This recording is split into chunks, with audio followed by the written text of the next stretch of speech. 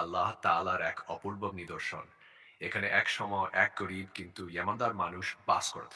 ইয়ার গড়ে ছিল না ধন সম্পদ, ছিল না দুনিয়ার আরাম, কিন্তু তার অন্তরে ছিল আল্লাহর উপর অটুট ভরসা।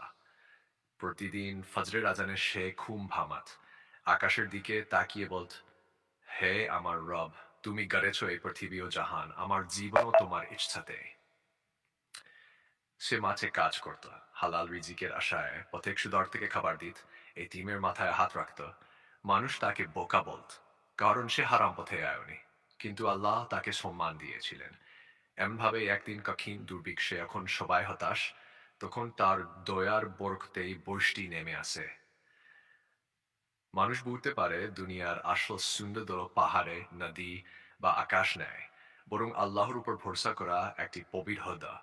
আর সেই মানুষটি শেষ নিঃশ্বাসে হাসতে হাসতে বলেছিল, হে আল্লাহ, এই সুন্দর পৃথিবী তুমি সৃষ্টি করেছ, আমি শুধু তোমার দাস হয়ে থাকতে পেরেছি, এটাই আমার সবচেয়ে বড় সফলতা।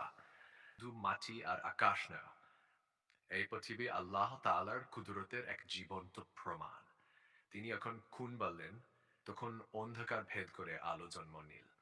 আকাশ তার নীল রং পেল, পৃথিবী পেল শান্ত সবুজ। পাহাড় দান্ডাল তার মান ছিল অনেক বড়।